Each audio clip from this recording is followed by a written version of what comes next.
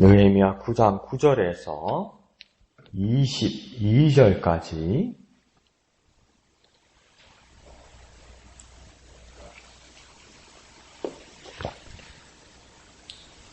생명의 삶 6월 17일분 다같이 한음성으로 읽겠습니다. 시작. 주께서 우리 조상들이 애굽에서 고난받는 것을 감찰하시며 홍해에서 그들의 부르짖음을 들으시고 이적과 기사를 베푸사 바로와 그의 모든 신하와 그의 나라 온 백성을 치셨사오니 이는 그들이 우리의 조상들에게 교만하게 행함을 아셨음이라. 주께서 오늘과 같이 명예를 얻으셨나이다.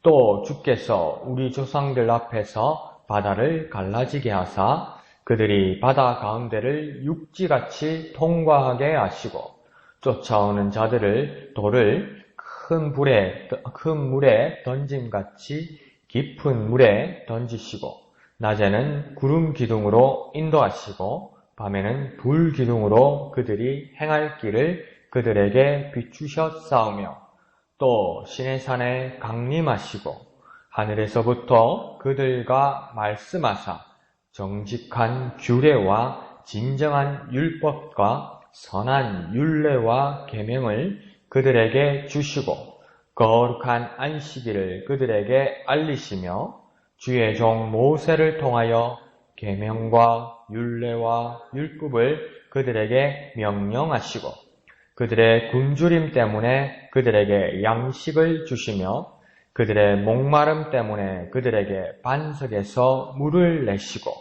또 주께서 옛적에 손을 들어 맹세하시고 주겠다고 하신 땅을 들어가서 차지하라 말씀하셨사오나 그들과 우리 조상들이 교만하고 목을 굳게 하여 주의 명령을 듣지 아니하고 거역하며 주께서 그들 가운데서 행하신 기사를 기억하지 아니하고 목을 굳게 하며 패역하여 스스로 한 우두머리를 세우고 종되었던 땅으로 돌아가고자 하였나이다. 그러나 주께서는 용서하시는 하나님이시라. 은혜로우시며 긍휼히 여기시며 더디 노하시며 인자가 풍부하심으로 그들을 버리지 아니하셨나이다.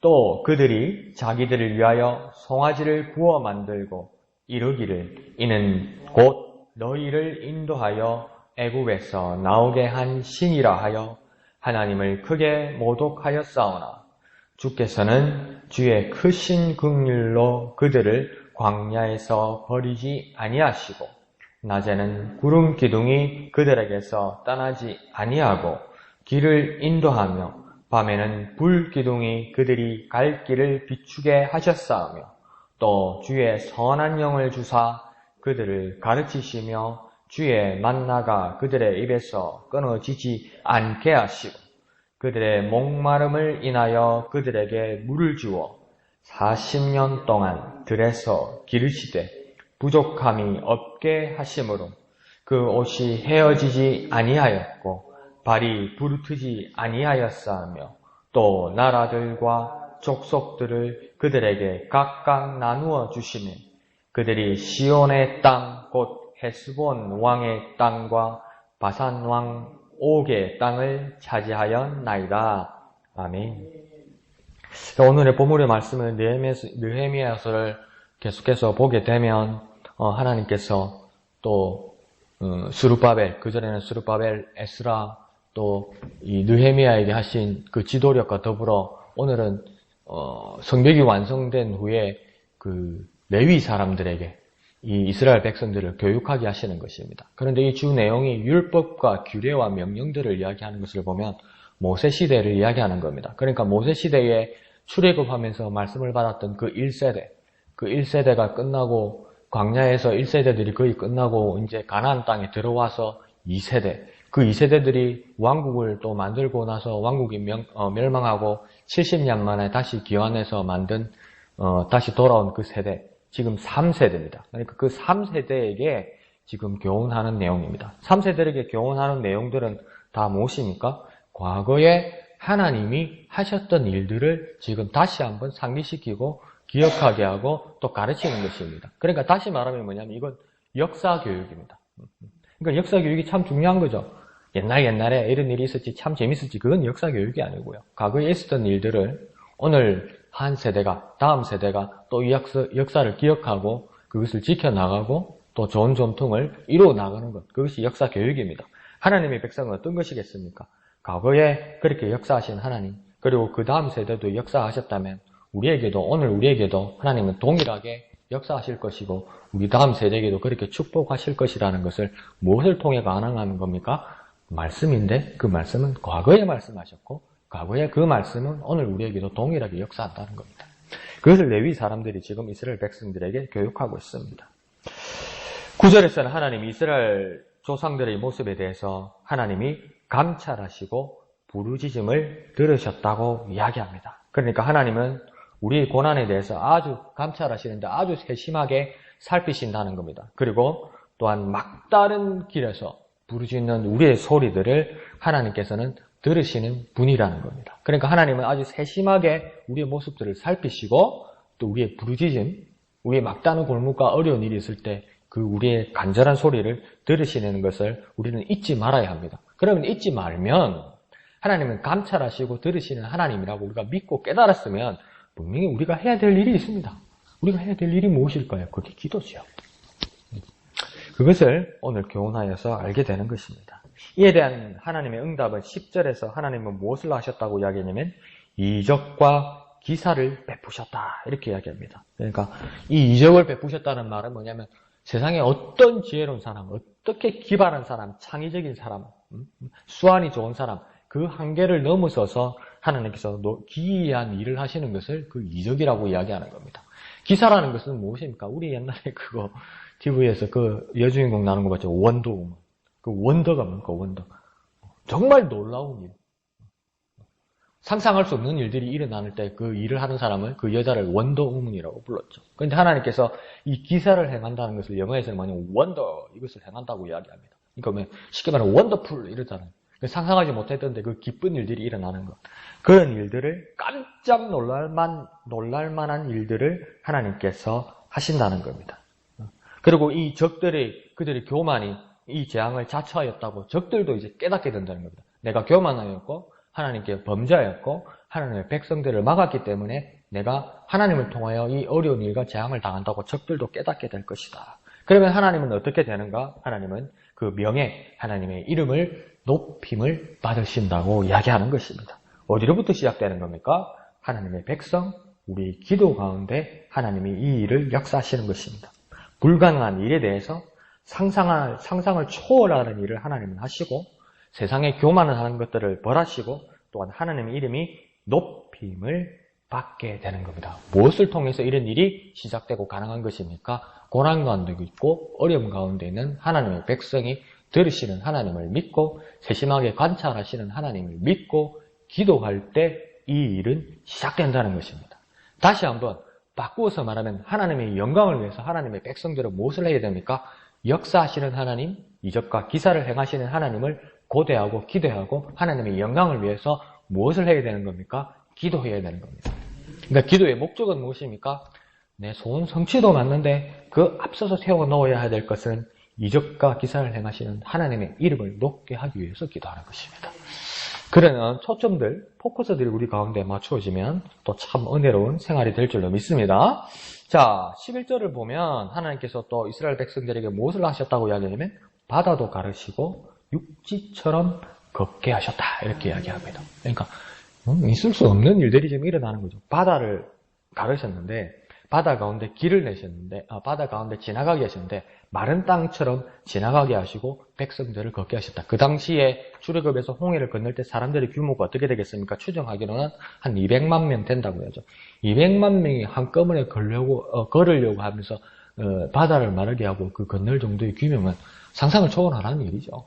진해 인구가 몇 명인데요? 16만인가 그리밖에 안 되는데 13만인가. 진해 인구가 어디 바다를 어떻게 건너야 어떻게 말아야 바다를 건너겠습니까? 이건 진짜 이적과 기사죠. 하나님의 역사죠. 그런데 또 놀라운 건 뭐냐면 그렇게 이스라엘 백성들 200만이 마른 땅처럼 바다 가운데를 건넜는데 그 뒤를 따르던 적들은 오늘 뭐라고 하냐면 11절에 갑자기 그 똑같은 자리에서 물에 빠지게 하신다는 거예요. 그러니까 하나님이 손잡이를 잡고 하나님이 운전대를 잡고 있는 것처럼 하나님께서 열기도 하시고 하나님께서 닫기도 한다는 겁니다. 우리 기도의 믿음은 뭐냐면 하나님이 분명히 열기도 하시고 닫기도 하시는 건데 우리 기도가 막 뭘까요? 장님이 막 모르는 거 어루만지듯이 막 운이 좋으면 걸릴 거야. 제비 뽑기를 잘 뽑으면 운이 좋아서 재수가 좋아서 될 거야. 해주시면 좋고 아니면 말고 이런 기도가 아니고요. 하나님이 분명히 손잡이를 잡고 계시고 하나님 마음에 합한 기도를 할 때 하나님이 여시기도 하고 닫기도 안 되는 그 믿음으로 기도하는 거죠. 그것을 지금 보여주고 있습니다. 그래서 12절에는 뭐라고 말씀하시냐면 낮에는 구름 기둥으로 인도하시고 밤에는 불 기둥으로 비추기시까지 하신다 이렇게 이야기합니다. 그러니까 우리는 뭡니까? 그렇게 생각할 수도 있죠. 밤에 어두울 때 깜깜할 때 아무것도 모르고 있었는데 갑자기 하나님께서 불 기둥을 푹 보내주셔서 그 길을 가게 하셨다는 게 정말 은혜로운 거죠. 그런데 그 밤에는 불 기둥이 반가웠는데 아침이 새벽이 되었고 아침이 되었고 대낮에 12시, 오후 2시 햇빛이 쨍쨍 비치는데 그러니까 계속 불 기둥이 온다면 뭐라고 그랬습니까? 하나님 역사하시겠지만 하나님 참 너무한다. 하나님 참 융통성 없으시네. 야, 이 땡땡한 빛에 그렇지만 하나님이 역사하셨다. 이런 막 불편한 하나님의 역사가 아니라 낮에는 뭡니까? 햇빛이 쨍쨍 비칠 때는 하나님께서 구름 기둥으로 그 햇빛을 가려주시기도 하셨다는 거 아닙니까? 여기서 뭘 느낍니까? 아주 세심한 하나님의 손길을 느낀다는 겁니다.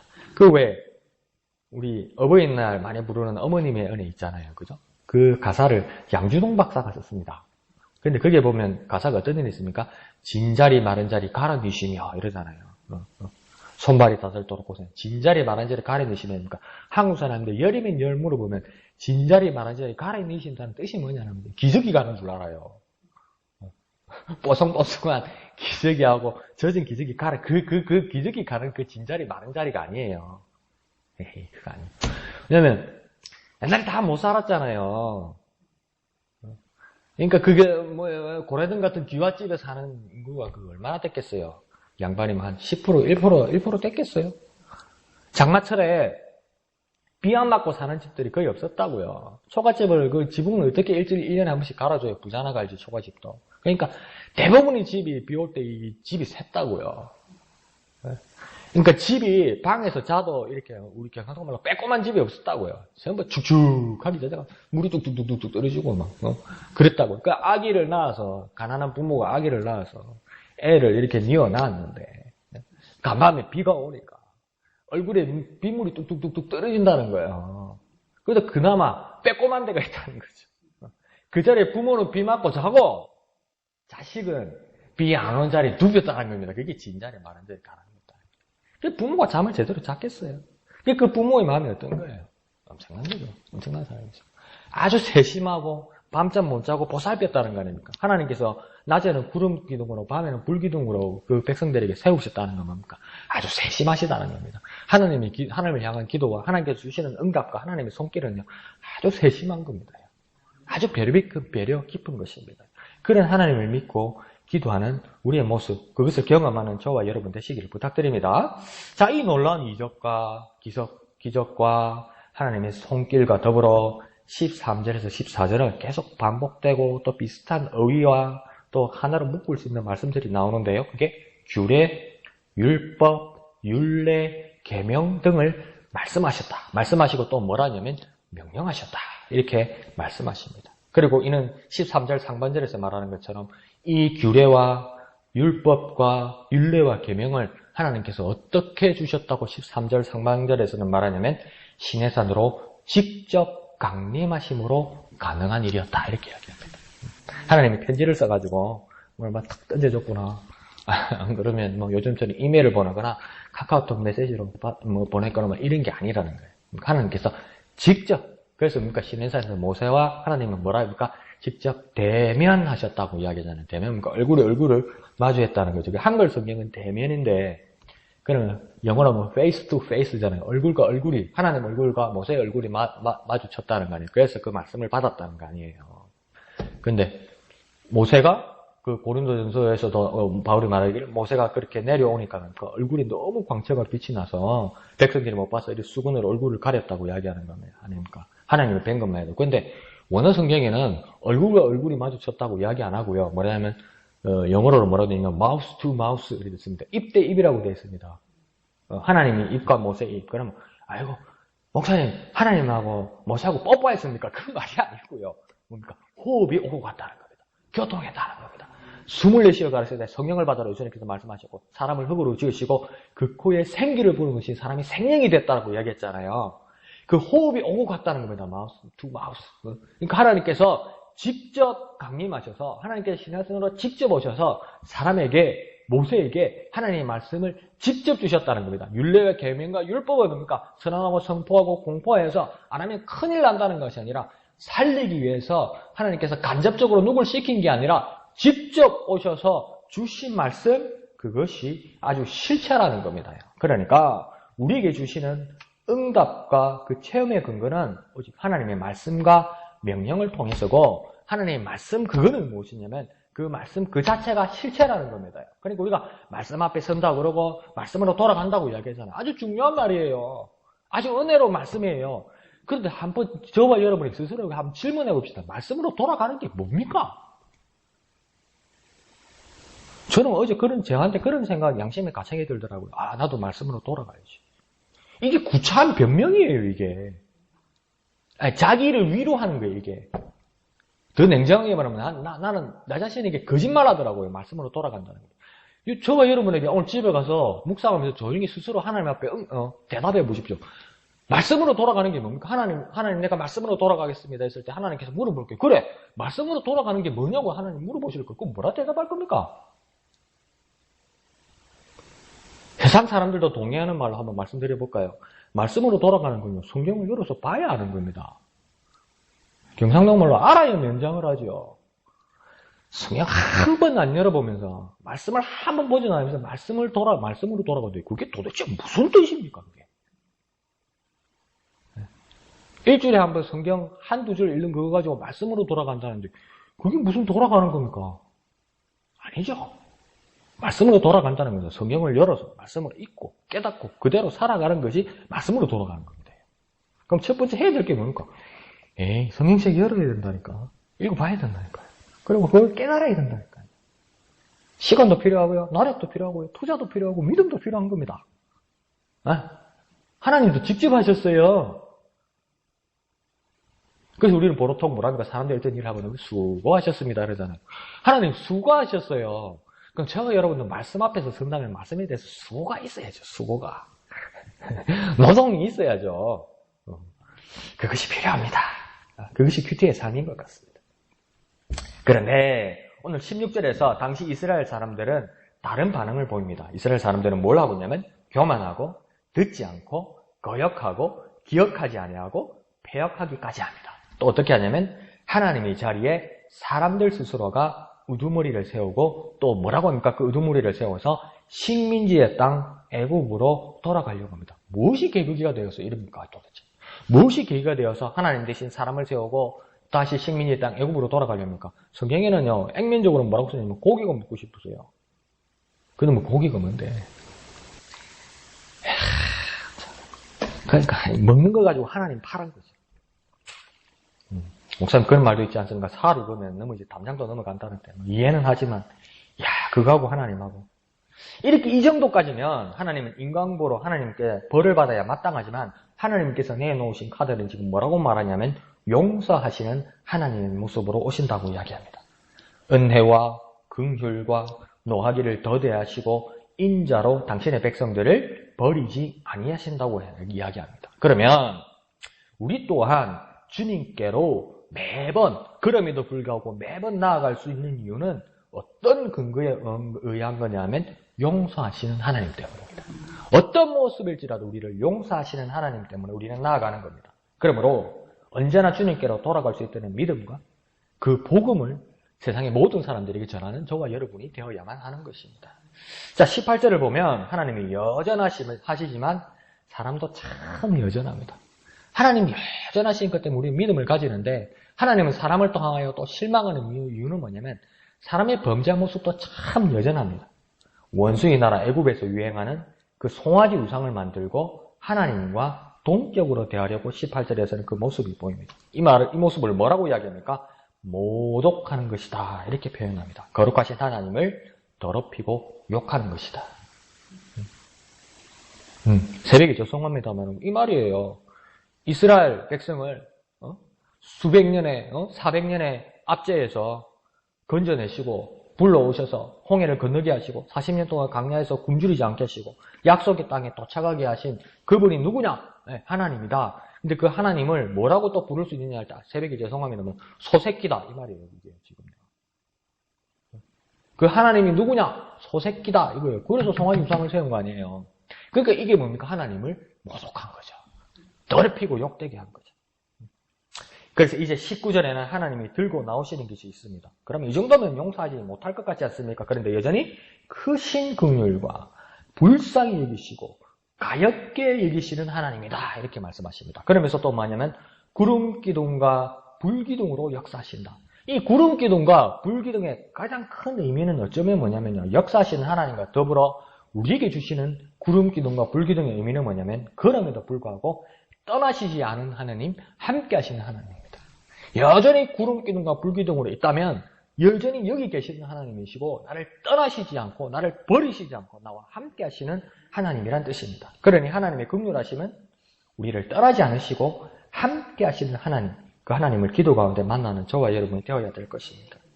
20절에서는 계속해서 하나님은 영으로 가르치시고 만나로 먹이시고 물로 목마르지 않게 하신다고 이야기합니다. 우리 그런 말 하죠.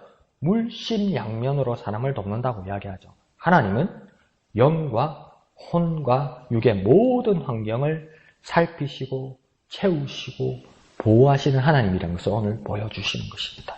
그러니 우리가 영적 이러잖아요. 영적인 것이 중요한데 하나님은 우리의 영만을 지으신 분일 뿐만 아니라 우리의 육체를 지으시고 우리의 환경을 여시고 만드신 하나님이라는 거예요. 그래 모든 곳에 하나님의 손길과 하나님이 보호하심이 있다는 것을 우리는 깨달아야만 한다는 것입니다. 자, 21절은 그 기간이 어느 정도 되었다고 하냐면 40년 동안 척박한 광야에서 계속 유지되었다 이렇게 말합니다. 그리고 뿐만 아니라 22절은 나라와 족속과 땅을 차지하게 하신다. 그러니까 우리의 기도는 우리의 환경을 보호하시는 것 뿐만 아니라 우리의 나아갈 바를 열어주시는 하나님이기도 하다는 겁니다. 목적을 이루기 위해서 일하게 하시는 하나님이고 그것을 성취하게 하고 성공하게 하시는 하나님이라는 것입니다. 자, 그러면 이 마무리가 이렇게 아름답게 되었는데 이런 풍요로움이 어디서 오는 것입니까? 이런 놀라운 은혜가 어디로부터 오는 것입니까? 오늘 처음부터 보면 고난의 때 기도하는 자를 보살피고 건지신 그때부터였습니다. 좋을 때가 아니고 고난의 때, 부르짖었을 때 하나님께서 들으시면서 이 환경을 이렇게 바꾸어서 역사하신 겁니다. 또한 중간에 패역한 삶에서 돌이키자 하나님은 여전히 지켜주십니다. 하나님의 은혜에 살다가 우리가 교만해서 범죄하면 하나님은 폐기하거나 유기하거나 버리시는 것이 아니라 우리를 바로 세우시고 고치시고 다시 한번 축복하신다는 것입니다. 그러니 우리가 하나님을 포기하지 않는데 우리가 포기할 일은 없습니다. 뿐만 아니라 우리가 눈에 보이는 풍요의 눈을 돌릴 때 하나님은 영과 혼과 육의 삶과 환경 모두를 채우신다는 것입니다. 하나님은 어떤 분이십니까? 모든 것을 채우신다는 것입니다. 그러면 우리는 오늘날 이 자리에서 기도할 때 무엇부터 구해야 할 것입니까?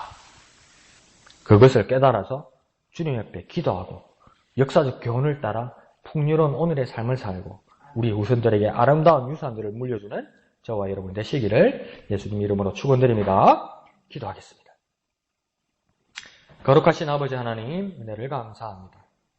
역사를 따라서 과거에 역사하셨던 하나님이 오늘 우리에게도 역사하시고 우리의 후배들에게도 역사하실 하나님이라는 영원히 동행하신 하나님을 믿고 그 하나님께 기도하는 우리가 되게 하여 주옵소서. 비록 우리의 삶이 척박하고 고난 가운데 있을지라도 기도하게 하여 주시고 주님의 주신 축복을 따라 중간에 우리가 패역하고 어두운 곳에 갈지라도 하나님 우리를 부르시고 고치셔서 다시 주님의 자리로 돌아오는 축복을 누리게 하여 주옵소서. 눈이 보이는 풍요의 눈을 돌릴 때 은혜로우신 주님께서 영으로 우리를 먹이시고 우리의 혼과 육의 삶까지도 모든 환경까지도 채우시고 세우시는 하나님을 깨달아 그 하나님을 의지하고 기도하는 우리 기도하는 우리에게 은혜 베풀어 주시옵소서. 모든 것을 감사드리며 거룩하신 예수님의 이름으로 간절히 기도하옵나이다. 아멘.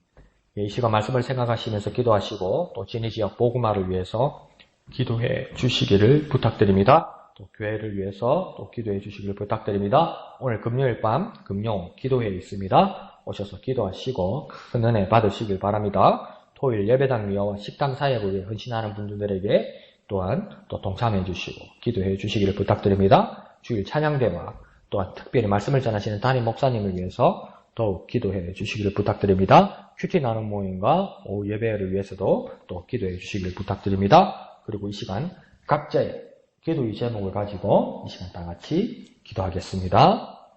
거룩하신 주님, 은혜를 감사합니다. 주님 은혜를 구하고 또한 과거에 역사하셨던 그 주님을 기억하고